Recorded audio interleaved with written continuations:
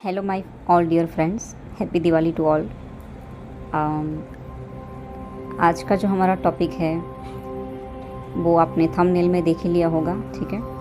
तो ज़्यादा समय वेस्ट ना करते हुए मैं आपको बता देती हूँ कि अगर आपको अपने ट्विन फ्लेम से बार बार ट्रिगर होता है तो आपको क्या करना चाहिए, ठीक है। वैसे तो आप सबको पता ही है कि जब डीएम हमें बार बार ट्रिगर करते हैं तो पहले तो वो जानबूझ के नहीं करते हैं, डिवाइन ही उनसे कराते हैं। कुछ ऐसी बातें डिवाइन ही उनके मुंह से बुलवाते हैं जिससे वो हमारी टेस्ट ले सकें कि हमारे अंदर अब कौन से इशू बाकी हैं जिसको हील करना है, कौन से ऐसा शेडो साइड है जिसको हील करना है, ठीक है।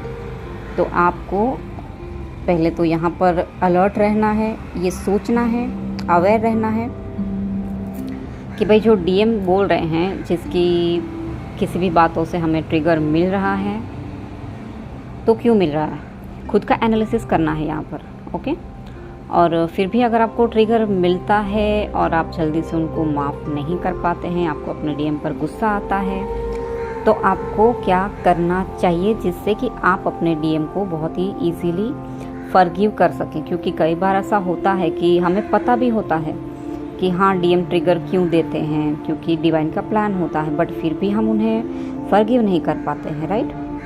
तो कुछ ऐसे टिप्स मैं बताती हूँ आपको, कुछ ऐसे अफर्मेशन मैं आपको बताने वाली हूँ जिससे कि आप अपने काउंटर पार्ट को बहुत ही इजीली फॉरगिव कर पाएंगे, ओके। तो अब इन्हें अफर्मेशन की तरह आप बोल सकते हैं या आप इस तरह से अपने माइंड में, अपने सबकॉन्शियस में ये बातें बिठा सकते हैं कि भाई आपका डीएम आपको ट्रिगर क्यों दे रहा है, ठीक है, आपको उन्हें फॉरगिव क्यों करना चाहिए। तो ये कुछ लाइन मैं आपको बताने वाली हूँ जो मुझे डाउनलोड हुई है, जो बहुत ही आपको हेल्प करेगी। आपको पहले तो अपने हायर सेल्फ से कनेक्ट होने में हेल्प करेगी, क्योंकि जब डीएम ट्रिगर करते हैं तो हम तुरंत ही लोअर सेल्फ में चले जाते हैं, या तो गिल्ट, शेम, एंगर, गुस्सा, जेलसी, राइट। मतलब कोई भी हमारे नेगेटिव ब्लेम करने लगते हैं, मतलब कोई भी ऐसी नेगेटिव एनर्जी हम पर हावी हो जाती है जिससे हम जल्दी से बाहर नहीं निकल पाते हैं।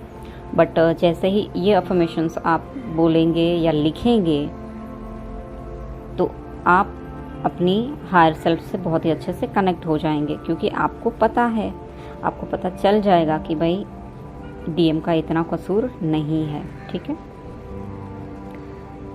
तो स्टार्ट करते हैं। जब भी आपके डीएम आपको ट्रिगर देते हैं तो आपको बोलना है, I thanks to my twin flame कि उसने मुझे जगाया, सोल शॉक के थ्रू मेरी अवेकनिंग कराई और मेरी सोल ग्रोथ में मुझे सपोर्ट किया, ठीक है। अगर आप डीप डाउन सोचेंगे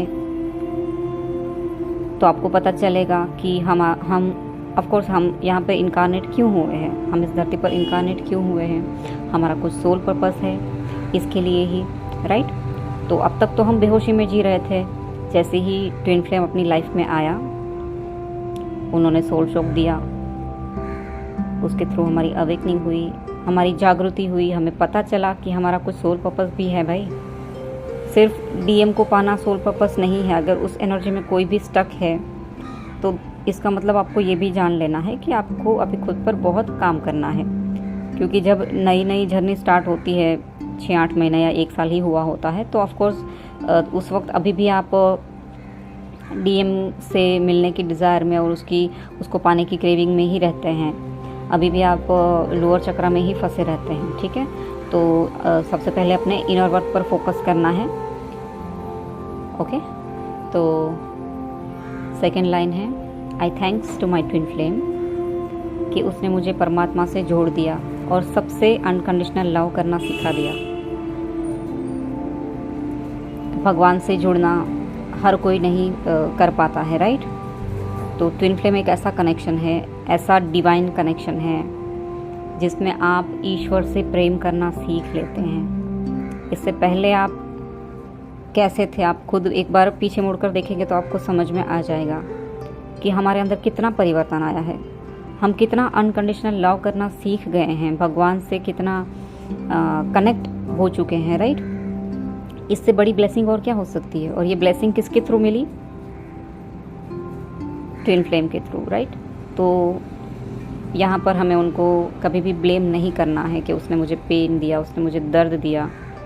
उसके थ्रू ही तो डिवाइन आपको अपने असेंशन की जर्नी में हेल्प करा रहे हैं। तो आपके डीएम जहाँ पर भी आपको पेन दे रहे हैं, जहाँ पर भी आपको दर्द दे रहे हैं, जहाँ पर आपको ऐसा लगता है कि उसके थ्रू मुझे दुख मिला, बट ये दुख ही है जो आपके असेंशन की जर्नी में आगे बढ़ाने के लिए एक फ्यूल का काम कर रहा है।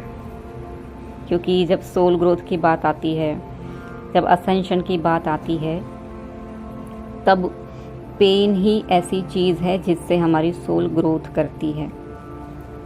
ठीक है फ्रेंड्स, तो अगर आप इस लेवल पर जाकर सोचेंगे तो आपको समझ में आएगा कि आपका ट्विन फ्लेम कभी भी आपको जानबूझकर पेन नहीं देता है। ये सिर्फ डिवाइन का प्लान होता है। Okay, I thanks to my twin flame कि उसने मुझे मेरे शैडो साइड बताए, मुझे मिरर करके देखो तुम्हारे अंदर ये सारी गलत चीज़ें हैं, डार्क साइड हैं, ये सारी चीज़ें मुझे बताकर ये समझाया कि इसको रिलीज़ करो। ये बात आप डीप डाउन सोचेंगे तो आपको समझ में आएगा फ्रेंड्स कि आपके ट्विन फ्लेम जब आपको मिरर करते हैं तब कहीं ना कहीं आपके अंदर भी कुछ ऐसे शैडो साइड छुपे होते हैं जो सरफेस पर आने लगते हैं ट्रिगर होने के बाद। ओके, आपको उसको रिलीज़ करना होता है, आपको अपने उस डार्क साइड पर शैडो वर्क करने की ज़रूरत होती है। तो यहाँ पर भी आपके ट्विन फ्लेम आपको हेल्प ही कर रहे हैं एक तरीके से। ओके फ्रेंड्स, नेक्स्ट है I thanks to my twin flame. मैं थैंक यू क्यों बोल रही हूँ, क्योंकि जब आप बहुत ही डीप में इन बातों को समझेंगे तो आपके अंदर से भी वो ग्रेटिट्यूड का भाव आ ही जाएगा अपने ट्विन फ्लेम के लिए, और बहुत ही ईजिली आप उनको फॉरगिव कर देंगे। ओके, तो नेक्स्ट है I thanks to my twin flame कि उसने मुझे ट्रिगर किया और समझाया कि देखो तुम्हारे अंदर ये इशू है जो दबे हुए हैं, इसको हील करो। ठीक है, कोई भी आपका पुराना घाव होता है जो दबा हुआ होता है, आप शायद भूल चुके होते हैं कॉन्शियसली, बट सबकॉन्शियसली उसकी हीलिंग बाकी होती है। तो वहाँ पर भी कभी कभी हमें डीएम ट्रिगर कर देते हैं, जहाँ पर हमें स्टार्टिंग में तो पेन मिलता है कि अरे डीएम ने मुझे ये क्या याद दिला दिया, राइट।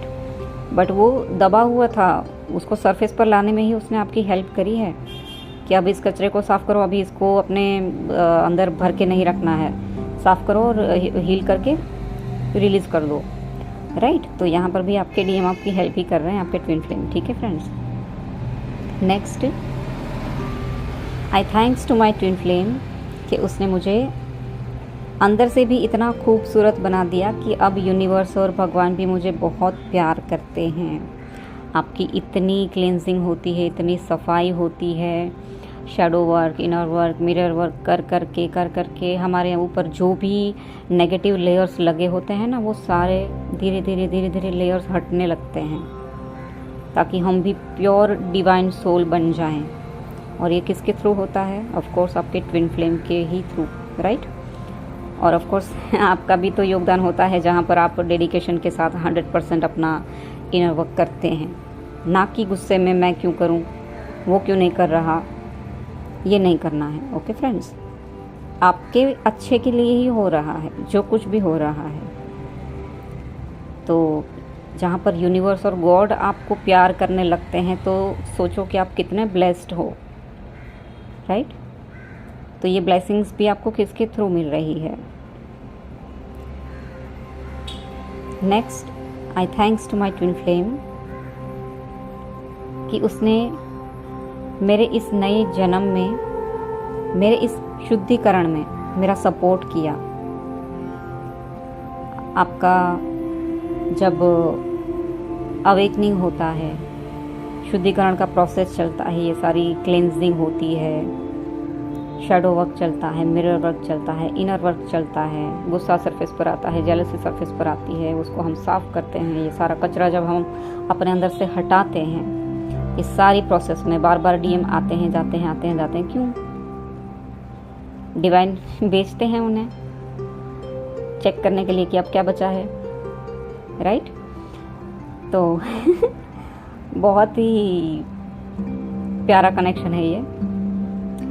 पेन मिलता है कभी कभी, ऑफ कोर्स हर्ट भी होता है, लेकिन हमारे अच्छे के लिए ही होता है जो कुछ होता है वो, ठीक है, ताकि आप प्योर डिवाइन सोल बन जाएं। डिवाइन फेमिनाइन इसलिए नहीं कहलाती, डिवाइन फेमिनाइन डिवाइन बनने से पहले डिस्टॉर्टेड फेमिनाइन कहलाती है, राइट? तो आपको डिस्टॉर्टेड फेमिनाइन से डिवाइन फेमिनाइन बनाने में किसका रोल होता है? आपके डीएम का। और सेम आपके डिवाइन मस्कुलाइन का भी ऐसा ही होता है उसकी लाइफ में भी, कि जब तक वो डिस्टॉर्टेड मस्कुलाइन होते हैं, बट अपनी डीएफ से मिलने के बाद, उसको बदलता हुआ देखने के बाद, उसकी जर्नी को देखने के बाद धीरे धीरे धीरे धीरे आपकी हीलिंग होते होते वहाँ पर भी आपकी एनर्जी शिफ्ट होती है, राइट?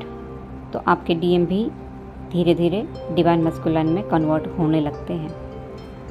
तो ऑफ कोर्स ये अफर्मेशन या ये मैसेज आप ज़रूर अपने सबकॉन्शियस में ज़रूर बिठाइएगा, जिससे कि आप अपने डीएम को, अगर नाराज़ रहते हैं आपके डीएम से, या उसको नफ़रत करने लगते हैं, या उससे गुस्सा होते हैं, उसको माफ़ नहीं कर पाते हैं, तो ये बहुत ही आपको हेल्प करेगी ये लाइन, ठीक है?